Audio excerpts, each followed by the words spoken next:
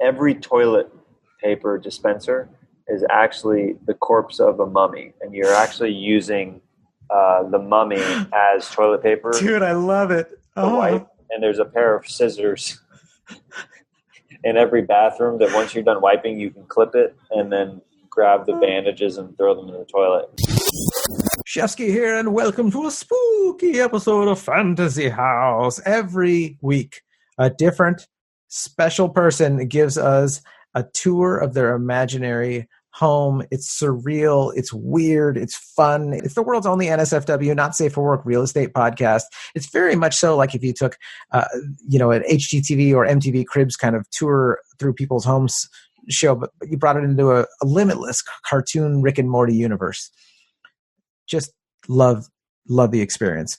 And every episode is brought to you by me, John Shefsky. I'm your local Southern California realtor and proud of it, man.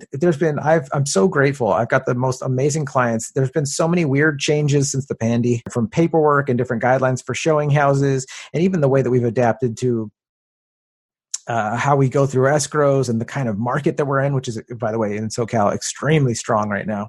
And my clients have been, almost all of them have just been a dream. They've done it with a smile. They've adapted with me, and we've just come out on top. I've gotten offers accepted for everybody lately, which is a lot. It's saying a lot because it takes the client and the realtor, it takes teamwork to get an offer accepted in SoCal in a hot market right now. And so you have to have your clients on board. There's got to be trust, and you've got to have a plan before you even go make that offer. And it really has been a pleasure working with so many amazing people. I'm so thankful because it's tough out there. I know a lot of people lost their jobs right now, a lot of hurting, a lot of fear. So I am not trying to show off. I'm just saying that I am freaking grateful that during all this stuff, I've had the privilege of being around amazing people and working with amazing people. So thank you. That's a shout out to, and I know a lot of my clients do listen to this because I make them listen to it. So I just want to say thank you guys publicly and let everyone know how proud I am of you and grateful I am for you. If you're listening to this and you want any help with real estate in any way, I would love to be of service, whether it's buying real estate, selling real estate, even if you're just curious about real estate, just about real estate. I'm not getting rid of that dad joke, by the way. That's just too much fun of a joke. I would just be happy to be of service. If you want to know why I love multifamily apartment building as a real estate investment, I would just be happy to sit down and do a Zoom with you. So let me know, fantasyhousepodcast@gmail.com, or send me a message directly on my Instagram, JONSHEFSKY. Why not? I'm so excited about our guest today. I'm always excited about my guests because I'm an enthusiastic guy. If you get a little caffeine in me, I'm just like, whoa, I'm excited. But I am excited today because my guest is one of the hardest working people in show business. I've known this guy for like a decade. I've worked on things with him, and just he gives it his everything. If you turn him around, you'll be like, hey, there's a negative space where his butt cheeks are supposed to be. Well, that's because he's been working his ass off. On December 8th, his first special, Family Reunion, comes out on Amazon Prime. Oh yeah, Jeremiah Watkins is here, and he's about to get spooky with me for his Fantasy House Spooky Edition, Halloween Edition. Now, in the words of the great Angelo Bowers, let us do this! Won't you take it all around over the moon of your fantasy house? You're the host with the most experience in your fantasy house.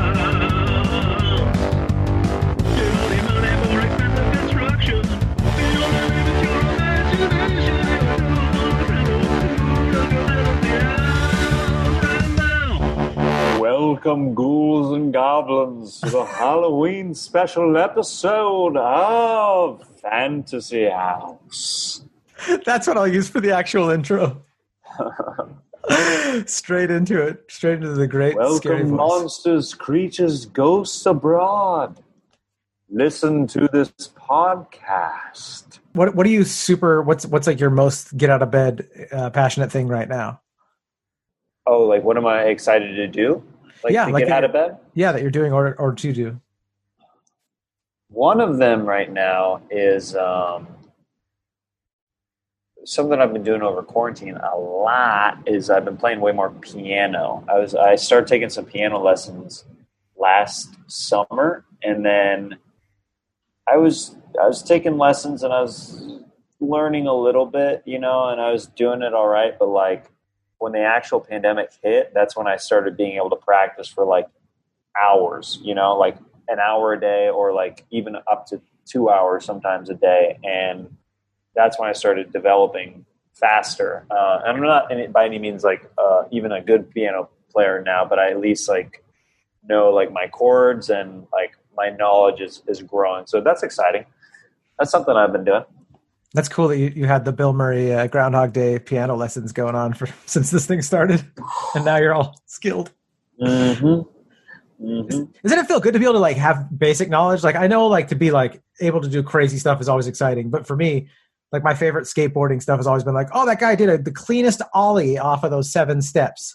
Or like on a guitar, like I could just play any song with just regular chords. I can't finger pick like Townes Van Zandt. Yeah. But like I'm just like hearing the basics done like with grace and joy is, I don't know, something simple I love about that. Yeah. No, it's nice. It's also being a comedian. I think you get cut a little bit more slack because you're a comedian. So it's like it's almost like it's a nice addition. Nobody's expecting me to be a great piano player because that's not my first priority. But it is like a nice little thing. I'd like to get to a point where people are like, oh, that was nice. Like I'd like to get there. So, working on that. I just want a couple. Oh, okay. Yeah, sure. Oh, okay. Let me tell you something. You're so good at piano right now. You're being so humble that even without seeing you play the piano right now, I'm impressed. You sound great. It's good. That's what I was looking for. That's when you know you can rock an instrument, when someone's like, oh, you're playing that instrument? Because I can feel that it's pretty good when you are playing it. Mm-hmm. Like I'm imagining hearing it and really enjoying it. I am very sensitive to tones, and what I can tell you is just by the tone of your voice describing how you play, it's very mesmerizing, and I can't wait for it. I probably won't ever watch you play live, and I'll scroll past it when it's on Instagram or on the social medias, but I can tell you are a solid piano player. Oh, dude. I will watch it on Instagram. I don't know when I'll be seeing it live. When they get a motherfucking vaccine? No. What are you most pessimistic about the world right now? And then after that, tell me what you're most optimistic about, because I like to kind of be lowered down and then brought back up with joy and positivity. Most pessimistic right now about... It could be anything. It could be personal. It could be society. I mean, right now, just what I've been thinking, just with what affects me personally the most, I think that comedians would like to think that clubs are maybe close to opening back up. I think it's going to be pretty long in LA. I think it's going to take a long time to get clubs like the Comedy Store back to where they were, because it was literally at the pinnacle, probably the busiest it ever was. Oh, yeah. So even to get halfway back to that, it's just going to take a while, and that's just something that I'm more being realistic about, because I don't think I'm being pessimistic even. I think it's more just like I hate to tell you guys, but be working on your other stuff in this meantime, in this downtime, because we're not going to be back full for a while. So just don't waste your time entirely. Be trying to work on some creative stuff. Whether, I don't know, that's why I've been working on music. It doesn't have so much to do with comedy at all, but it's more about being creative, and I think just being in a good headspace so you're open to writing new material or a script or something like that.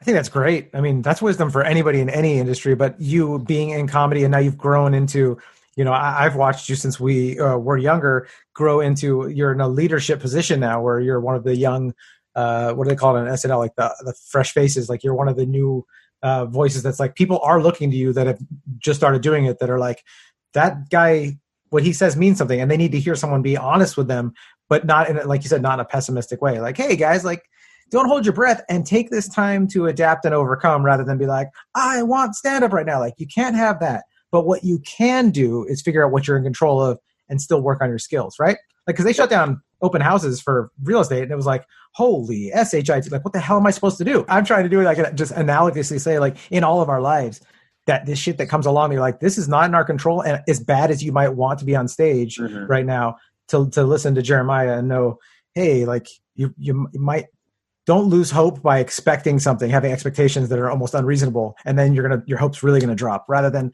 hey, it might take a little longer, but it will come back. But in the meantime, really use this time effectively, right? Is that? Yeah. I mean, the people who, if you right now are saying to yourself, man, these last 6 months, 7 months, they flew by, and I don't really have anything to show for it. This is going to keep going on for a while. So get it together now. You have another 6 months to get your crap together and work on something creative and find something to try to better yourself, whether it's creatively or personally. Maybe you have some mental problems that you've been pushing away for a long time. Maybe start to work on that with your communication skills with your family or stuff. And this is stuff that I try to actually work on. My wife and I, we over communicate to avoid fights in the future, because good for you. If we don't do that, then stuff lingers and it's awkward for no reason. And just I don't know.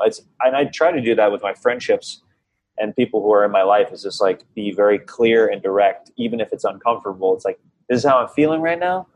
Take it or leave it. But I need to let you know that. So if you think that I'm acting weird or tired or something around you, it's because of this thing that is on my mind right now.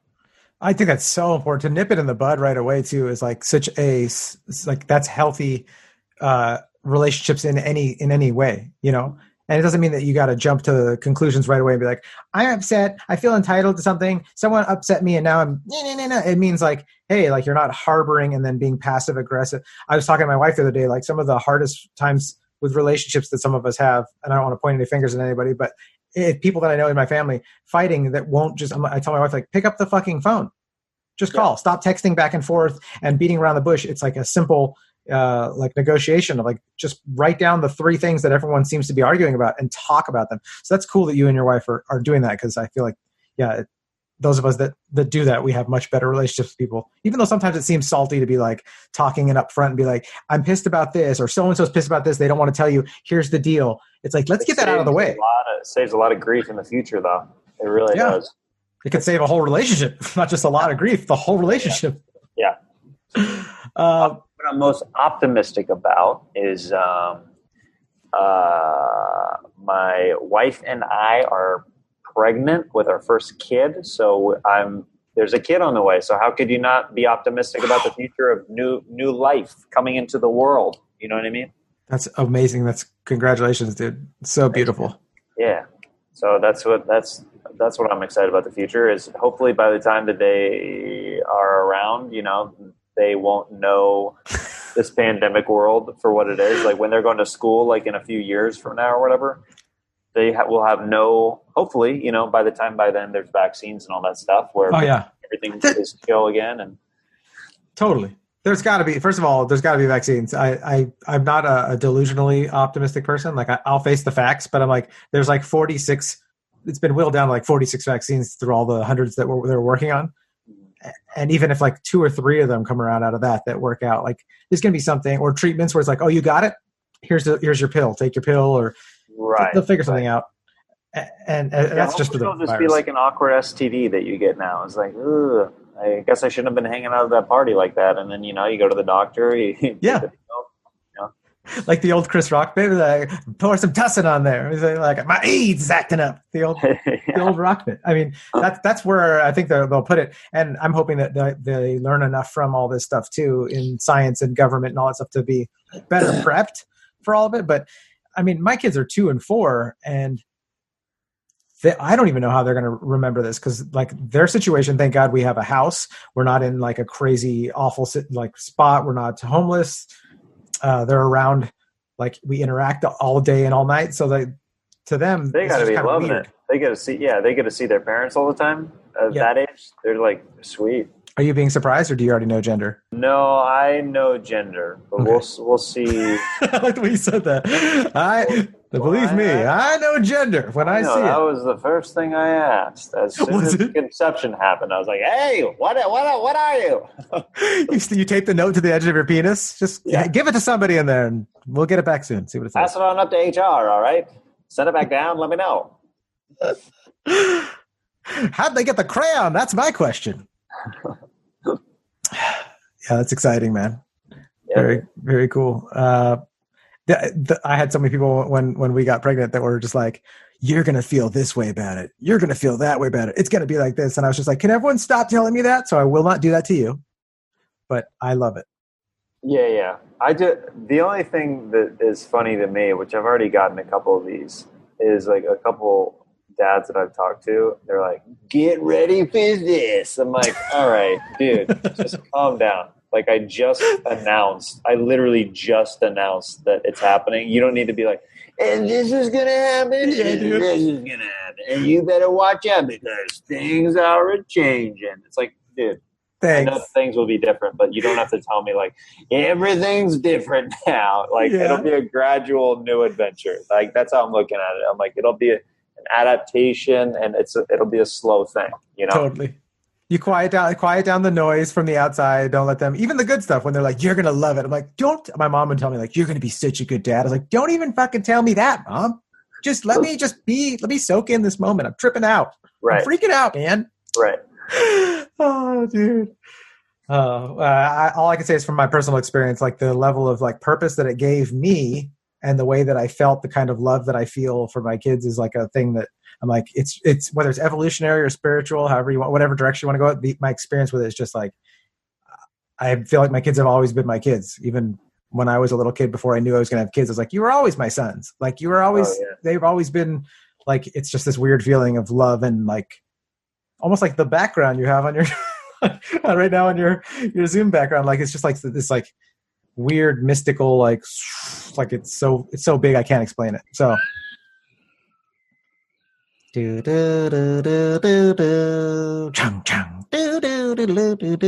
was the X-Files hummed really badly. Anyways, I'm stoked for you. Congratulations.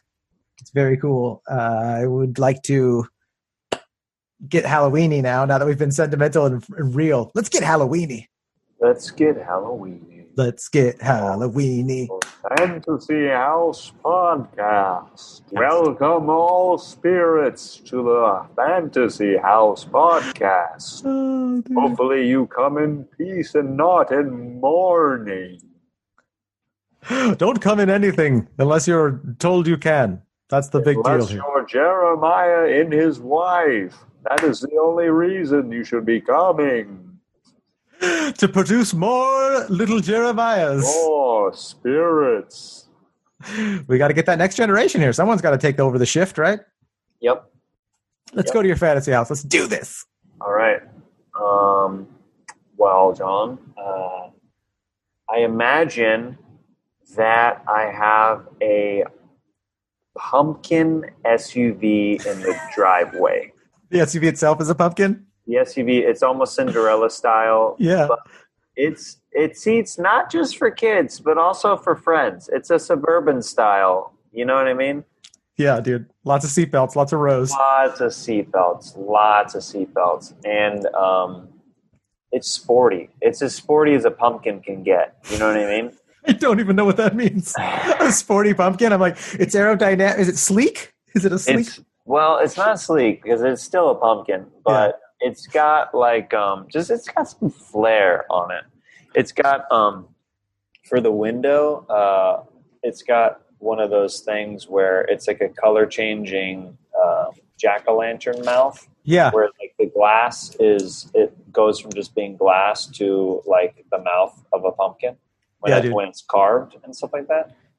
And when you light the top of the pumpkin on fire, that's how it accelerates. So it's not the most user-friendly car because you do have to light it on fire every time to start it up. It's quite a warning. Yeah, but so it's basically you light it like a wick, like the pumpkin vine is like a wick, and then like whenever it gets, you have to wait like 10, 15 seconds. So everybody has to be in the car, and you have to close all the pumpkin doors. And then once it like gets to the wick, gets to the bottom, it's like, and then you think it's gonna drive. It's not gonna drive. It goes back to the future style. Yes. Lifts up, and then I can fly anywhere with friends or family in the car. I love it. So it's pretty cool in that regard. That's just the drive. That's just what like the driveway is. And I have at least a 5-car garage at this house. But only one is in the shape of a pumpkin. Like, that's clearly a spot that's carved out of the garage. The other ones are more traditional squares. Yeah. But there is one indention or a cutout of a pumpkin on one side. I love that. But the very outside gate actually looks like a cemetery. It's spooky. Very spooky. It actually looks like tombstones, but they just all say different names on them. Like the fence is a bunch of tombstones with names on them? Yeah. Oh, dude. I was trying to avoid that it was going to be graves of other people, but I think that I accidentally I bought a bad house. I bad a bought house. Why'd you bad a bought house? I bad a bought house. The real estate agent was a bat, and I bought it from him. Oh, dude, I wouldn't trust bats in any industry right now. No. No bats about it. No bats about it. We're the best real estate company there is. Come to the valley. Buy bats. I've done a few deals with a few bats. They're all right, but I'd rather talk about it off air. There's some things they do that very offensive, very frustrating to work with. No, the Tombstones are they're different companies that of the different food and stuff that I like. So there's like a Taco Bell Tombstone, there's like a Chick-fil-A Tombstone, and there's Jack in the Box Tombstone, and then it gets more specifically with just companies that I like that are like random taco stands around Los Angeles. There's an IHOP Tombstone, Denny's for sure. What's your favorite thing at Denny's? Oh, the biscuit and gravy combo. Oh, yeah. It used to be $2 biscuit and gravy. Now it's $4 biscuit and gravy. I'm not mad, but I am. And the Tombstones go around the perimeter of the entire property. Yeah. And that's actually how I pay my rent free, is from the advertising of the Tombstones. I advertise my house. Oh, dude, you corporate whore influencer, and you're dude. Taco Bell. I live in a Taco Bell house, dude. I love it. That's great. Yeah, but it's rent free. It looks kind of ugly on the outside. I'm not gonna lie, because it is a perimeter of Tombstones with different companies on them. But I'm making bank for free. Gotta do what you gotta do. But that's what's nice about it, is that's what just the perimeter is, okay? But then once the gates open, you pull your car in, right? My pumpkin. And it goes up this winding hill, right? Almost something that you would see in a Tim Burton film. It goes up. Yes, that's what I'm imagining. Super tall. Very tall. And on the top is this big, big mansion. Now, there is, like the White House, ways to escape this mansion, just in case things turn on their side. And in the middle of this graveyard, essentially, that people just think is a cemetery, they never really put it together that it's my place. They just like, that's the weirdest cemetery I've ever seen. Why would anybody want to bury their family members there? They question themselves that.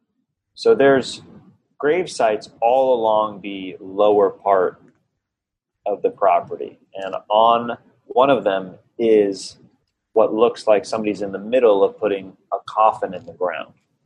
And in that coffin is the staircase, a secret passage that goes all the way up to the mountains. That is the real estate of the house. So just in case things get a little crazy up there, you can escape through the coffin at the very bottom of the gravesite at the bottom. Dude, I love it. Spooky. What a spooky way to escape, too. Yeah.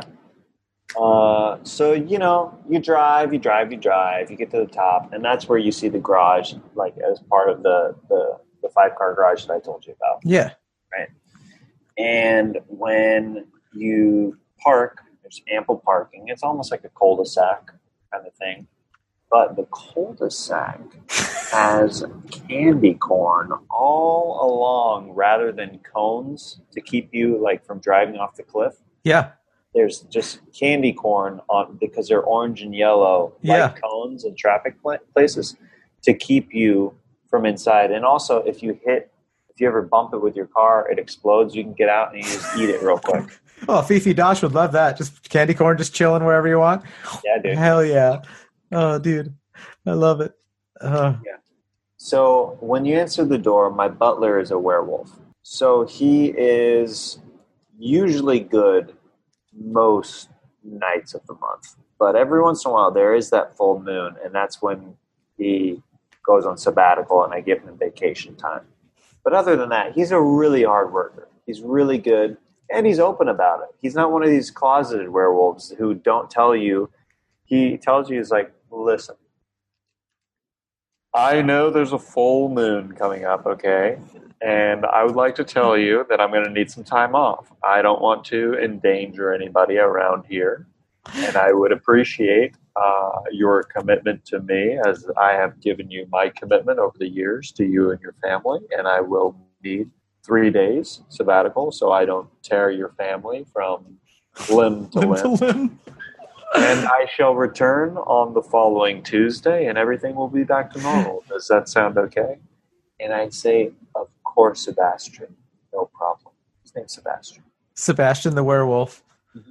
And do you ever tell him, like, you don't have to tell me that every month. Just say what days you need off. Just look at the lunar calendar and tell me. I try to, but he's one of those guys who over-explains. Yeah. He's hard to get out of a conversation with. Great work ethic. Great work ethic. But really hard just to get out of a conversation. Once you're in it with him, you're stuck. 5 minutes minimum on the phone with this guy, even when you're really busy. So you just let him go at it, and you're like, sure, just send me the dates. Yeah. At this point, I will have an assistant that I can pawn him off to. Like, yeah. Send Jennifer your dates. Not a problem. Thanks for letting me know. Go for it, Sebastian. And he keeps telling me every month. I keep trying to pawn him off, but he's a nice guy at heart, so I entertain the idea of the conversation. That's very kind of you. You're very, very cool like that. Yeah. So let's go inside. Is Sebastian going to welcome us in person form? Obviously, right? Yes, in person form. Yeah, he'll be on vacation by the time he turns into a werewolf. That's probably better that way. I don't want me or the Fantasy House crew to suffer any kind of wolf attack. Okay. Now, to get to the other side of the wall of the entrance of my house, you will have to be killed. Well, it's been a great episode. Thanks for listening, guys. No. This is how it works, okay? Your body is going to leave on one side, right? And you'll be killed. And then your soul, I have a directional stream of the soul rather than it going straight up to heaven or straight to hell. It's actually a stream of consciousness into another body on the other side of this wall. So you get to be a different person while you're visiting my house. It's not in your normal body. And whoa, you get to pick a wall of avatars of bodies to choose from. Dolph Lundgren, here I come. Yeah, there's avatars and different bodies and prototypes of anybody who you could ever want to be. You could be a ripped dude with tons of muscles, or you could be like somebody who is maybe you're a short guy and you want to be tall, or maybe you're way too tall of a person and you just want to see what it's like to be short, or maybe you want to be a black guy and you're a white guy, or you want to be a Mexican guy, or you want to be an Asian guy. You want to experience what that's like to walk in somebody else's shoes. You can do that in my fantasy house. Wow. I probably would actually, if it was that simple, I would swap genders if it's just for a few hours. As long as I can get back before the period hits. Kind of like our werewolf Sebastian. I was like, if I can just get back before the full moon, right, I'll do it. Have they, in all those gender swap movies, like those Freaky Fridays and all those kind of things, did they ever address that? Like, they never address the period that's inevitably coming. I don't think it's inevitably coming. It's inevitably coming. Oh, dude! They just cut to that scene in The Shining with the blood coming down the hallway, and then the Jack snapping. Both those things, yeah. But I would swap genders. I would just to see what it was like. Yeah, of course. Why not? Like, I want to go through your house as a woman. If it's a test drive, why not? Yeah. Test drive genders? Come on. I remember Beavis and Butthead saying when I was a kid, like, if I had her body, I'd never leave the house. And I'm like, yeah, maybe it would be cool to just be like a beautiful woman for a second. Or maybe not even a beautiful woman. Maybe a woman that like is really taking shit and having to really know math really well because she's like not hot. And then nothing on that. And then have you ever heard that old Daniel Tosh joke where he goes like, being an ugly woman's like being a man. You're going to have to work. It's an old Tosh joke. Oh, dude. No, I'd swap genders and just see what it's like. So I'm coming through your house as a lady. Okay. And cool. That'd be fun. The entryway is actually all water beds that you have to walk through to get through on the other side. So you're stepping on water beds, which, by the way, if you're just trying to come in after a long day at work, this house is really annoying. I was going to say, it sounds exhausting. This house is exhausting. The fact that you have to drive all the way up and then like you have to walk through waterbed room just to get to the foyer. It's a mess, but I didn't design it. I just purchased it. So there's water beds you have to walk through, and it's really difficult. If you've ever tried to stand on a water bed, the weight is all shifting and everything. And also the 80s called, they want their gimmick back. And you walk through it to the other side, and then finally there's some sense of normal, right? You have your option of going to either the kitchen, which is to your left, which has basically blood punch that's out on the table, very Halloween themed at all times of the year, since this is a Halloween themed episode. Yep. Blood punch. Don't spill it on your white shirt. John, did you have your period again? No, it's the blood punch. Sorry, Mom. And then the sitcom audience goes, Mom, we have blood punch. Cue the laughter. Applause. So the blood punch is out for whoever would like it. But there's also a water fountain that I would still steal this idea from Mr. Deeds. They had Hawaiian punch in one of the water fountains. Mm-hmm. It's not that. It's just Barks root beer. Ooh, I'd rather have Barks root beer, actually. I would rather have root beer than Hawaiian punch. Dude, for sure. Barks root beer coming out of a water fountain? Come on. Dude, ice cold, too? Ice cold. And it really gives you that bite. Like, it's got to be really, really, really, whatever it is, has to be charged. I used to have to change those out. I used to work at a restaurant where I'd have to change the is it nitrous? I think so. But nitrous? Some sort. I just say the bubblies. The bubblies. They have the bubblies containers that were like underneath that you'd have to like turn. Yeah. And hook up and stuff like that. They've got to be charged otherwise. Have you ever had non-charged soda that's in the big containers? Have you ever like had when that? It comes in the box and they have to hook it up? Because I worked at a handful of those kind of places where we had to hook up the box. I feel like I have, like where it's just syrup and like the weird chemical water. It's some of the worst taste because it's all syrup. It's just literally all syrup, sugar, and just all the non-natural things. And you take a sip and within a second, you're like, oh, well, something's not wrong here. Yeah, something's not right. And I'm going to definitely complain about it if I taste it there because I remember I turned into a woman. So I'm going to be a lot more like, what the fuck is this? Yeah. And how do I complain? This is the first bad Yelp review for somebody's fantasy house. Hey, can I talk to the manager at your house, please? Thank you. Thank you so much. And then I'll be like, you got to talk to Sebastian. He just took some time off for work. I don't know if you'll be able to talk to anybody or not. So he's just outside. It's fine. Oh, yeah. Maybe he would send me to go talk to Sebastian. He'd be like, you know what? Go talk to Sebastian. See what happens to you, motherfucker. Okay, so I just drank Barks root beer out of a water fountain. Super stoked on that. every toilet paper dispenser is actually the corpse of a mummy, and you're actually using the mummy as toilet paper. Dude, I love it. To wipe, and there's a pair of scissors in every bathroom that once you're done wiping, you can clip it and then grab the bandages and throw them in the toilet.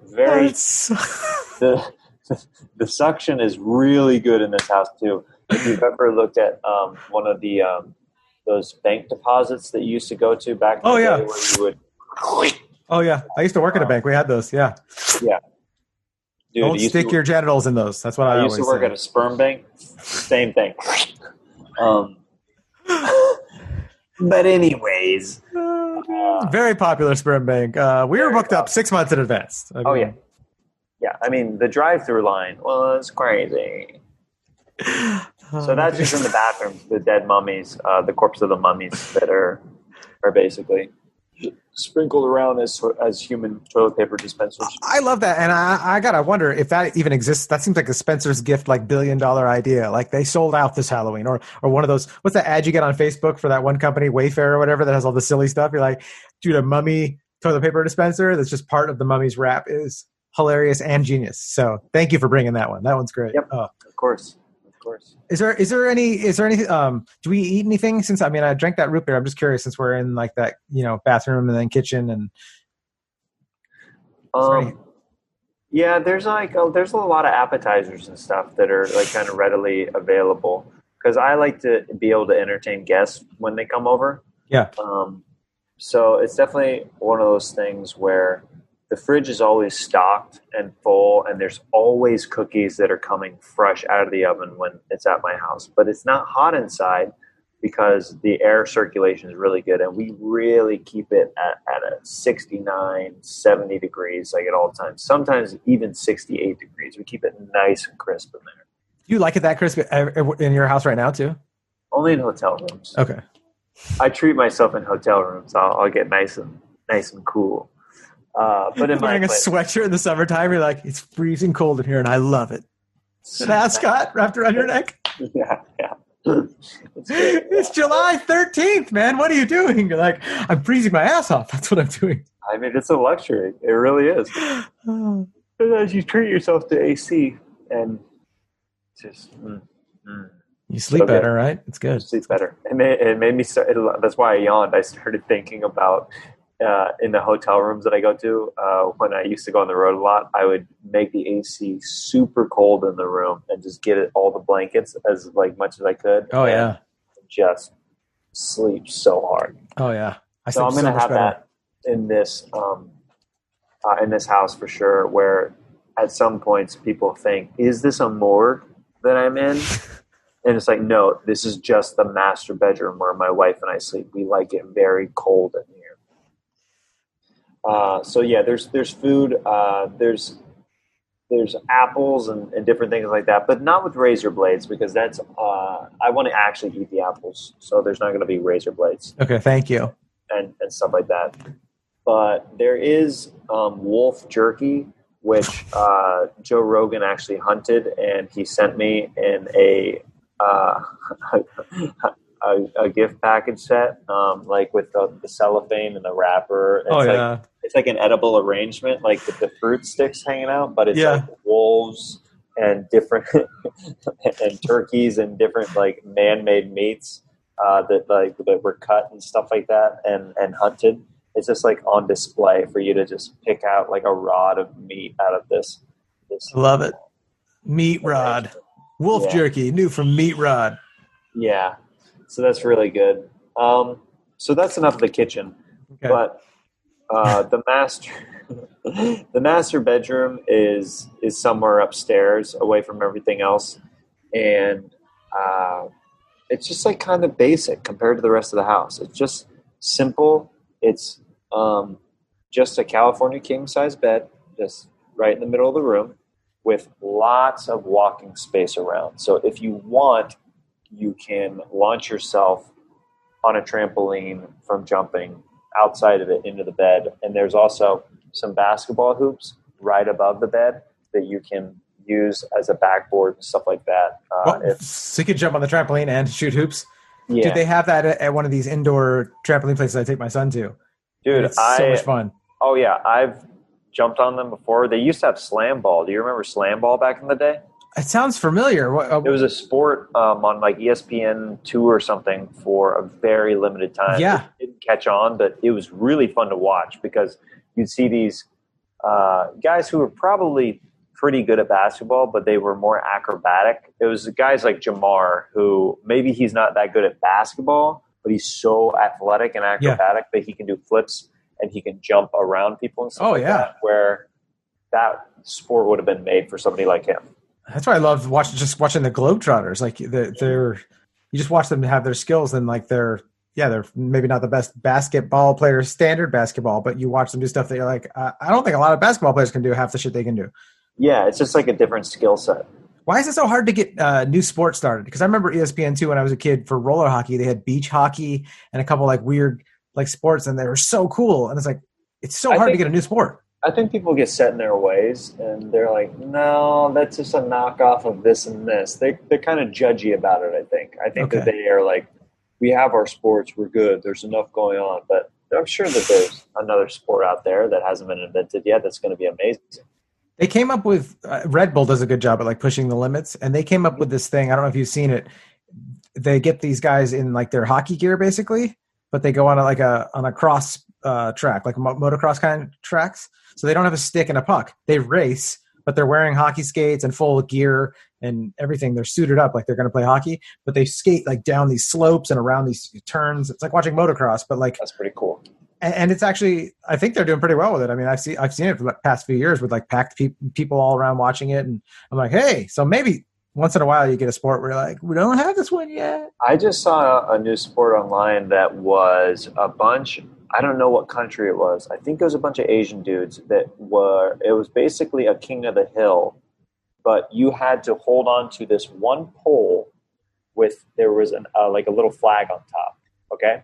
Yeah. But there were 40 people. There's 20 people on each team, and they're all running towards this pole, trying to climb each other to get on top of it. And everybody's wearing helmets and stuff. Because they're stepping on each other's heads as they're getting up? Yes. Oh, my God. It was insane. It's called capitalism. It's a great sport. Doing real well. People play to the death, you know. Attack your opponent by any means necessary, and you will get to the top eventually. Will some fallen soldiers be on your heels? Yes, they will. What's the meaning behind the flag once you get there? Nobody knows. Most of the people are upset once they get there. Now back to you in the studio. But dude, it's fascinating and there was like big crowds of people watching it too, because it's exciting, but it's also like, oh, is somebody going to get, there's so many factors here. Like, is somebody going to get hurt? This is really dangerous. Like, oh, that's so cool. That guy's climbing over it looks like a lot of those zombie scenes in movies, you know, when they start to swarm. Totally. But it's just a dude on top just trying to hold his territory, and people are pulling his legs down, trying to get him off. And he's high up, right? He's not like 5 feet up. Yeah. He's 15 feet up or 20 feet up. By the time the people are all around this pole, it's not that high up anymore, because they'll just fall like only a few feet. It's like ants. It's like ants. They're literally just piled on top. Wow. I got to watch this. I got to find this now. I'm going to Google Asian guys climbing poles and see if anything good comes up. Yeah, let me know the Pornhab results. Let me see what. I was going to say, I couldn't find it on ESPN, but RedTube had a few suggestions. They had a lot of categories, surprisingly. Asian Ant-Man? What is this? Oh, dude. All right, so outside of the living room is, I don't know if you remember those old Batman cartoons where the Joker would have a fun house where there would be a big tongue slide sometimes outside of these carnival or areas, or these weird mirror houses. There is a tongue that goes outside of the living room that is a water slide that goes right into the pool that's in the backyard. Hell yeah, I'm sliding down it for this episode, down the tongue. Yeah! Oh, sure. Woo! And the pool is in the style of it's clear water. It's really clear water. But every 30 minutes, you know that scene at the end of Carrie, where the pig blood is dumped on her at prom? I know of that scene. I've actually never seen Carrie. There's a big bucket that is at my house that pours red into the water, and it's like food coloring and stuff. And it's like an outdoor like themed water park kind of thing. But like once you're in it, like the water is like red for like 5 minutes, but then it dissolves and then it's back to being clear. Oh, totally. Yeah. Very spooky. Angelo used to have a joke. He'd be like, "I thought you guys were going to pour pig's blood on me." He used to say that at certain shows, like really bad. Like, dude, his references were so dumb. Oh, dude. He was such a pop culture nerd. It was insane the stuff he would bring up and reference. Just St. Elmo's Fire references, and you're just like, what the? You're like, a lot of these people here aren't like in the know of that's that movie, but it's a great riff. I used to joke. Oh, dude, yeah. My favorite, one of my favorite stand-up on the spot jokes that he said he got giraffes as a suggestion from the audience, and he was trying to improvise a joke off of it. He goes, giraffes. Aren't giraffes really like the minute bowls of the animal kingdom? Dude, so good. His timing was insane, impeccable. Oh, it's so funny. Is there anything else we got to see in your fantasy house? So far, it's just been mind blowing. Just before we wrap it up. I mean, you get the gist. There's a lot of rooms that we didn't really have time to get to, but there's a lot of rooms that, as me as the owner, when I purchased it, I'm finding as the longer that I live there. Like I opened one door underneath the staircase once, and it was just a monkey that was in there experimenting, doing things with like a chemistry set. Yeah. And then I quickly closed the door, and I haven't opened it since. I love that. What a way to end it. What do you want people to find you? What do you want them to check out?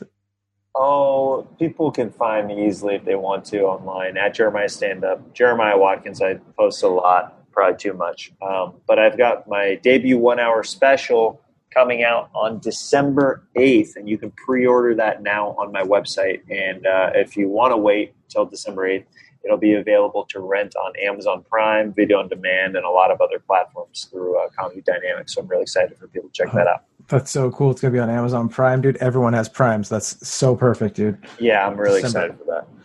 We're proud of you. What's it going to be called? Is that Family Reunion? Family Reunion? Yeah, okay. I just put out the trailer, so people can watch the trailer either on my website or on my Instagram. It's pretty accessible. So. Yeah, dude, I'll share it, and hopefully everybody that hears this will share it and be stoked on it. That's great, dude. I'm stoked. Hell yeah! Thanks for doing this. Hopefully you enjoyed my acid trip of a spooktacular fantasy house with John Shefsky. Dude, I loved it. I feel like a hashtag blessed guest getting to go there. My favorite thing, I'm sure you know my favorite thing, that mummy toilet paper thing is so funny to me, and it's so just so genius too. It's so like right in front of you too, where you're like, of course, like it's like we always use the toilet paper for the mummies, but never the mummies for the toilet paper, folks. Like, you know, it's a full relationship. It goes both ways. Oh, dude, so great. Thanks for doing this. Just a mummy with skid marks all over his body. Like, yeah, you know, these humans are really coming after me lately. Yeah, I had, you know, they preserve the body for thousands of years, but they really just smell like shit. So gross. So strange. Just poop wrapped all around the poor mummy. Oh, so gross. Had to go there. We had to go there. We did it, dude. Guys, thank you so much for listening. I hope you have a great Halloween season. I hope you're enjoying everything. And if this is your first time listening to Fantasy House, go ahead, hit the subscribe button. Give us a review. Whatever review. It doesn't matter. 1, 2, 3, 4, 5, whatever stars you want to give us, you feel we deserve. Jeremiah's holding up his hand. He's doing a 5. He's doing a 5. But really, this is America, damn it. You give us whatever review you want. Just take the time to give us a review. And also, if you're a regular listener, you're already subscribed, you've already given us a review, could you hit the share button? Send this to someone in the email. Let someone know, hey, you got to check out Fantasy House. It's my buddy John Shefsky podcast, and you should hear it. That kind of thing, maybe. I don't know. I just wrote the pitch for you. All right, you guys, be silly and have fun. Have a great Halloween. Mwah!